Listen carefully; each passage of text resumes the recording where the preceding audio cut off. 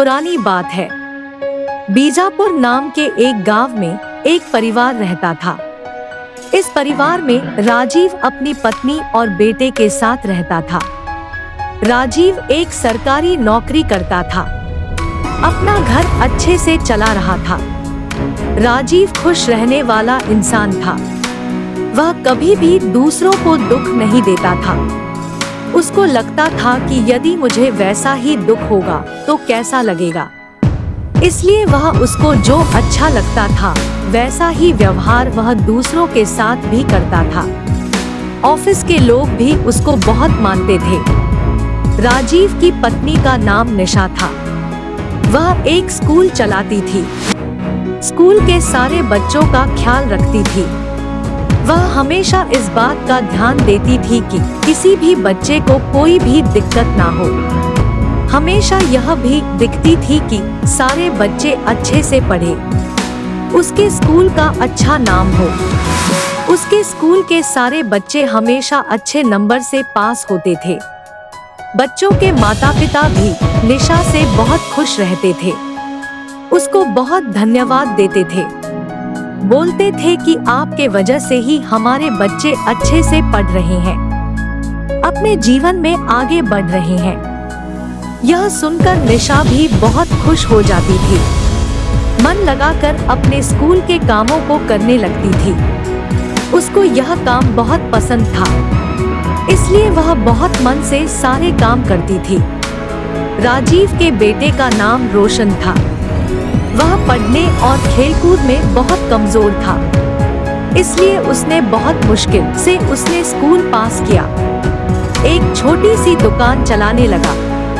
उसके माता पिता भी उसको कुछ नहीं कहते थे। वह पढ़ाई में कमजोर जो था, पढ़ाई में उसका मन नहीं लगता था। इसका कारण यह था कि उसका दिमाग बहुत कमजोर था। हमेशा बीमार रहता था, जिसके कारण सही से पढ़ाई नहीं कर पाया। अपने जीवन में थोड़ा पीछे रह गया, लेकिन वह मेहनत बहुत करता था। वह दुकान समय पर जाता और शाम को समय पर आता था। दुकान के सारे चीजों का अच्छे से ख्याल रखता था। जितने भी लोग उसके दुकान पर आते थे उन सभी से अच्छे से बात करता था। हमेशा ईमानदारी के साथ लोगों को सामान बेचता था, जिसके कारण गांव के सभी लोग उसी से सामान लेते थे। ऐसे ही इन लोगों की जिंदगी चलती रही। कुछ सालों के बाद निशा और राजीव को लगने लगा अब उसके बेटे की शादी कर देनी चाहिए।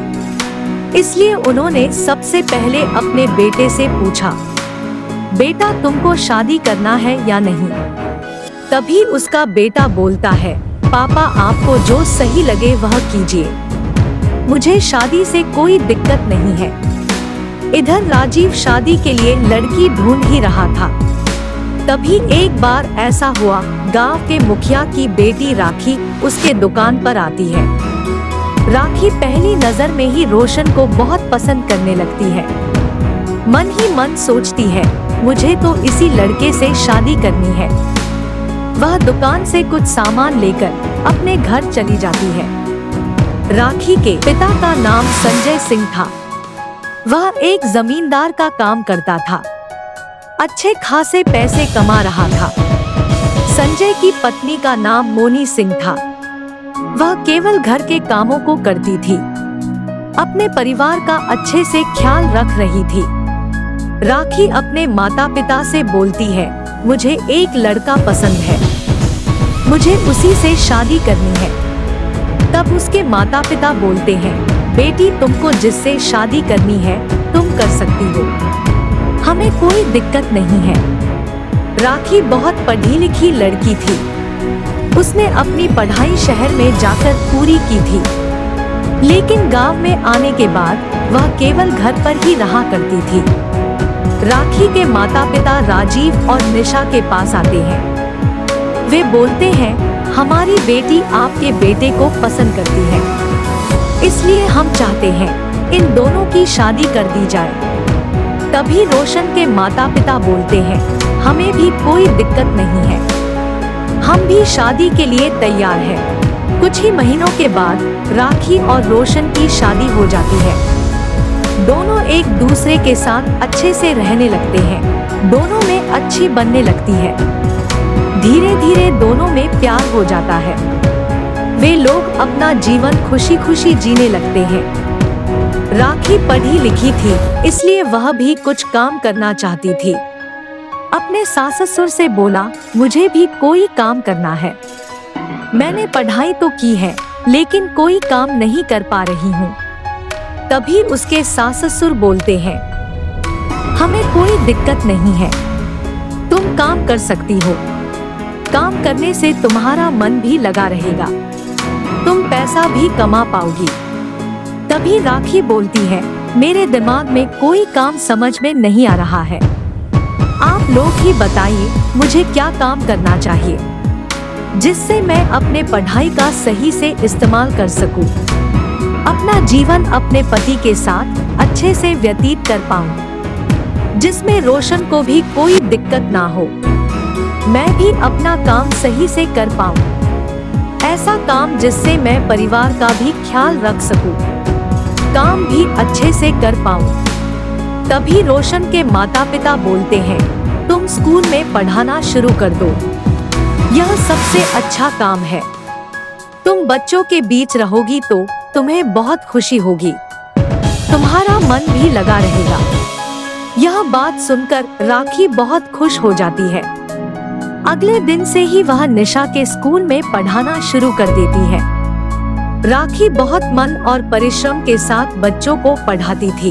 वह अपना जीवन अच्छे से व्यतीत करने लगती है। इससे इन लोगों का घर बहुत अच्छे से चलने लगता है। निशा सोचती है, मेरा पति तो एक छोटी सी दुकान चलाता है, मुझे भी इनके लिए कुछ ना कुछ करना चाहिए, जिससे यह अच्छे से काम भी कर पाए, अच्छा खासा पैसा भी कमा पाए। यह बात वह अपने सास ससुर से बोलती है।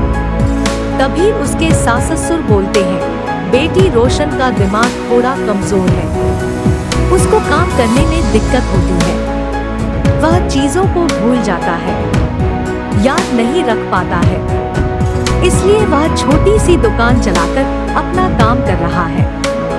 यह बात सुनकर निशा बोलती है, कोई बात नहीं पापा जी, मैं रोशन को ठीक कर दूंगी, वह भी अपने दिमाग से काम कर पाएगा, अपना जीवन अच्छे से व्यतीत कर पाएगा।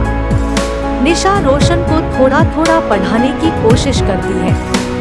पढ़ाने के साथ साथ वह हंसी मजाक भी करती है, जिसे रोशन थोड़ा थोड़ा सीखने लगता है। उसको पढ़ाई का कोई टेंशन नहीं रहता। खेल खेल में वह बहुत सारी चीजें रोशन को सिखा देती है। रोशन भी अब इस लायक हो गया था, वह एक अच्छा खासा काम शुरू कर पाए। राखी ने अपने जोड़े हुए पैसे से उसके लिए एक बहुत बड़ी मार्केट खरीद के दे देती है, सारा इंतजाम कर देती है। राखी ने बोला, रोशन तुम्हें अब इस मार्केट को चलाना है, अपना जीवन यापन अच्छे से करना है। रोशन को सारी बात समझ में आ जाती है।